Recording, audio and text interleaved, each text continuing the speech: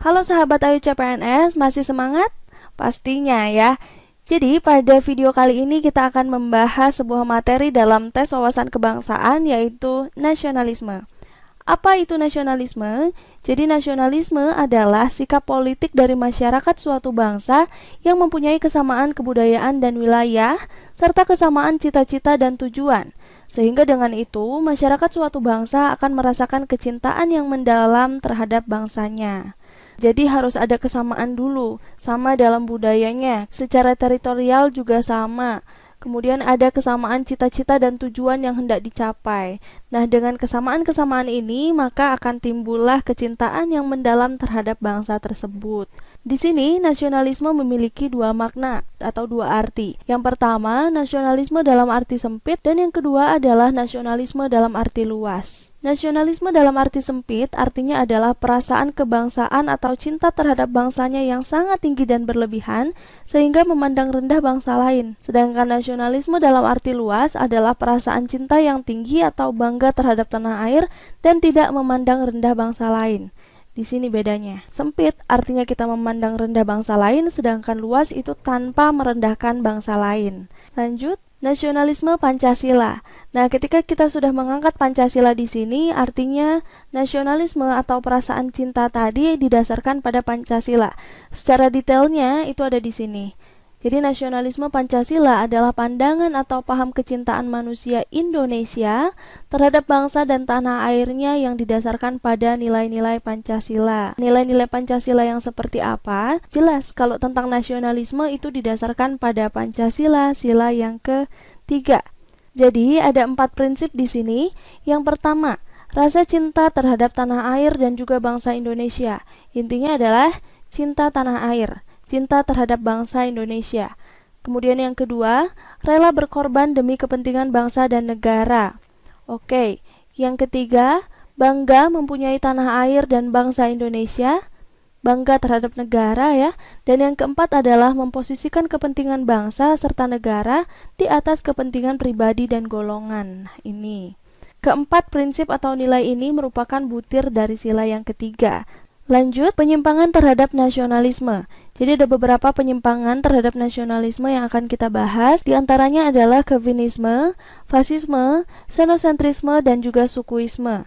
Kita mulai dari yang pertama, yaitu Calvinisme. Calvinisme adalah kecintaan terhadap negara yang sangat fanatik dengan mengagungkan bangsa sendiri dan merendahkan bangsa lain. Ini senada dengan nasionalisme dalam arti sempit ya. Contohnya adalah apa yang pernah diungkapkan oleh Hitler bahwa Jerman ini di atas segala-galanya. Ungkapan ini memperlihatkan kefanatikan terhadap Jerman itu sendiri ya. Penyimpangan yang kedua adalah fasisme. Fasisme adalah paham yang menganjurkan pemerintahan otoriter dengan memaksa masyarakat untuk mencintai negaranya. Jadi kecintaan terhadap negara itu dipaksa ya. Kemudian yang ketiga, xenocentrisme. Xenocentrisme adalah paham yang menilai rendah kebudayaan sendiri dan menilai tinggi kebudayaan asing. Paham ini berasal dari individu yang tidak percaya diri atau inferior. Menilai tinggi kebudayaan asing dan menilai rendah kebudayaan sendiri karena menganggap budaya sendiri itu lebih rendah atau tidak baik, seperti itu. Terakhir, sukuisme. Sukuisme adalah paham yang memandang bahwa suku bangsanya lebih baik dibandingkan dengan suku bangsa lain, atau rasa cinta yang berlebihan terhadap suku bangsa sendiri. Sejarah lahirnya nasionalisme di Indonesia. Nasionalisme di Indonesia pada awalnya muncul sebagai jawaban atas kolonialisme atau penjajahan. Adanya pengalaman penderitaan bersama sebagai kaum terjajah ini melahirkan semangat solidaritas sebagai satu komunitas atau satu perkumpulan yang harus bangkit dan hidup menjadi bangsa yang merdeka. Nah, semangat itu dihidupi oleh para pejuang kita tidak hanya pada saat itu, pada saat terjajah, tetapi juga hingga masa kini. Yang menjadi titik awal kebangkitan atau titik awal munculnya nasionalisme di Indonesia adalah adanya organisasi Budi Utomo pada tahun 1908 dan juga adanya Sumpah Pemuda pada Kongres Pemuda II pada tahun 1928. 20 tahun setelah Budi Utomo. Jadi pada saat adanya Sumpah Pemuda ini, Indonesia bertekad untuk bersatu tanpa membawa perbedaan-perbedaan yang ada. Perbedaan daerah, perbedaan suku, organisasi, ras, agama, etnik, bahasa, dan sebagainya. Selanjutnya, kita akan bahas tujuan nasionalisme. Jadi ada 5 tujuan yang sudah ditampilkan di sini. Yang pertama, menempatkan kepentingan bangsa dan negara di atas kepentingan pribadi atau golongan. Jadi kepentingan bangsa dan negara adalah yang utama. Kemudian yang kedua, mengembangkan dan memajukan persatuan dan kesatuan bangsa. Yang ketiga, cinta tanah air. Yang keempat, rela berkorban untuk kepentingan bangsa dan negara jika diperlukan. Kemudian yang kelima, memiliki rasa kebanggaan menjadi suatu bangsa tertentu dengan tetap memelihara ketertiban dunia. Ini sesuai dengan pembukaan Undang-Undang Dasar. Next, faktor kemunculan nasionalisme. Jadi ada 2 faktor yang memunculkan nasionalisme itu sendiri. Yang pertama adalah faktor internal, yang kedua adalah faktor eksternal. Internal artinya berasal dari bangsa kita sendiri. Nah, faktor internalnya ada apa saja? Yang pertama adalah kenangan kejayaan masa lampau. Kemudian yang kedua, munculnya golongan cendekiawan. Yang ketiga, perasaan yang sama, senasib dan sepenanggungan dari penderitaan masa lampau, ini pada zaman penjajahan. Kemudian yang keempat, berkembangnya paham nasionalis dalam bidang ekonomi, politik, ataupun kebudayaan. Bagaimana dengan faktor eksternal atau faktor yang berasal dari luar? Ada 3 faktor. Yang pertama adalah munculnya paham-paham baru seperti liberalisme, komunisme, dan paham-paham lain. Kemudian adanya kemenangan Jepang atas Rusia pada perang sekitar tahun 1905. Dan yang terakhir adalah perkembangan nasionalisme di berbagai negara. Jadi nasionalisme ini sudah berkembang. Selanjutnya, contoh sikap nasionalisme. Nah, contohnya apa saja? Yang pertama adalah mematuhi aturan yang berlaku. Kemudian mematuhi hukum negara, melestarikan budaya Indonesia, menciptakan dan mencintai produk dalam negeri. Bersedia melakukan aksi nyata untuk membela, mempertahankan dan memajukan negara. Kemudian menjunjung tinggi nilai-nilai persatuan dan kesatuan sebuah bangsa, serta ikut serta dalam upaya bela negara. Nah, kalau kita cermati, semua contoh ini didasarkan pada 4 prinsip yang sudah kita bahas sebelumnya. Prinsip kecintaan terhadap tanah air, bangga berkebangsaan Indonesia, rela berkorban demi bangsa dan negara, dan yang terakhir prinsip bahwa kepentingan negara dan bangsa itu ada di atas kepentingan pribadi dan golongan. Cukup untuk materi nasionalisme, sekarang saatnya kita latihan soal. Ada 3 soal yang akan kita bahas, kita mulai dari soal yang pertama. Memupuk rasa nasionalisme bagi masyarakat Indonesia tidak hanya dilakukan dengan memaklumi keberagaman suku, agama, ras, dan antar golongan yang ada. Berikut yang dapat dilakukan untuk memperkuat jiwa nasionalisme adalah A. Mempertahankan kepribadian bangsa, B. Mencari identitas nasional, C. Menjaga moralitas bisnis, D. Menjadikan bangsa Indonesia menjadi mandiri, E. Menciptakan kedaulatan bangsa. Nah, yang ditanyakan di sini adalah cara untuk memperkuat jiwa nasionalisme. Jadi bukan menciptakan tetapi memperkuat, karena jiwa nasionalismenya sudah ada. Bagaimana cara memperkuat jiwa nasionalisme ini sendiri? Dari opsi A, B, C, dan E, jawaban yang paling sesuai adalah dengan mempertahankan kepribadian bangsa. Jadi kepribadian bangsa Indonesia itu didasarkan pada Pancasila.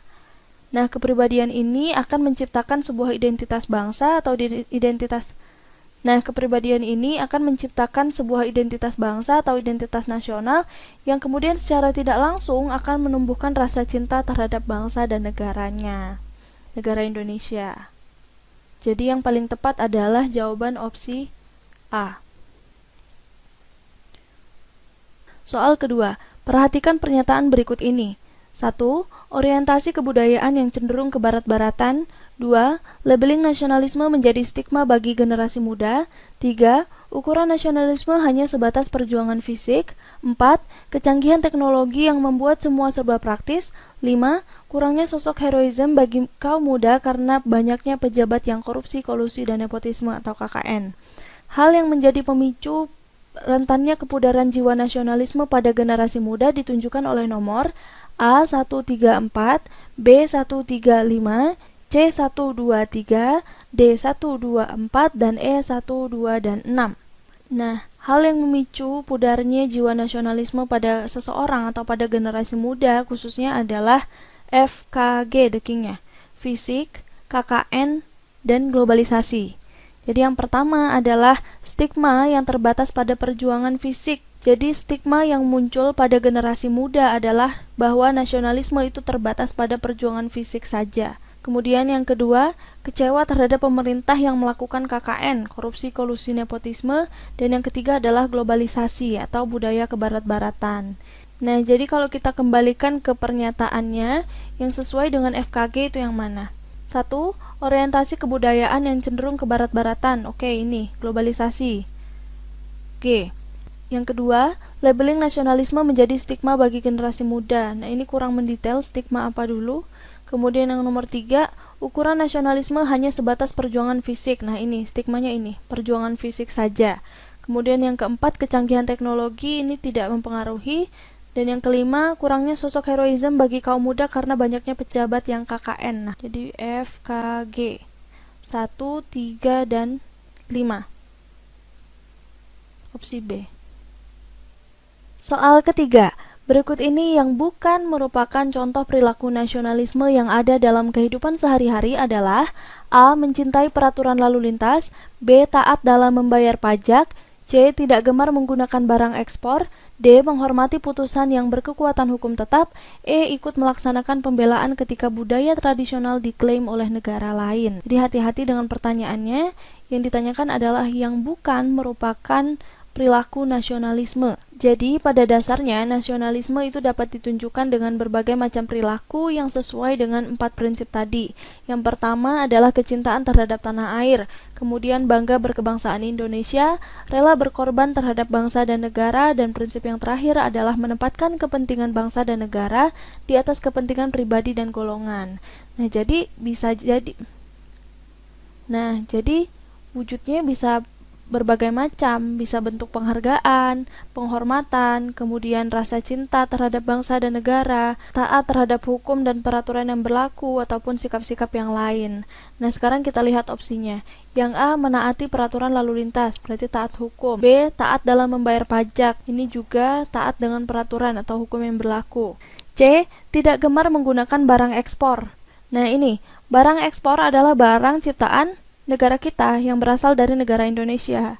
Jadi, ketika kita tidak gemar menggunakan barang ekspor, artinya kita tidak gemar menggunakan produk sendiri, tidak mencintai produk dalam negeri. Jadi ini bukan sikap nasionalisme ya. D. Menghormati putusan yang berkekuatan hukum tetap, ini artinya taat hukum juga. E. Ikut melaksanakan pembelaan ketika budaya tradisional diklaim oleh negara lain. Jadi jawaban dari soal ini adalah yang C.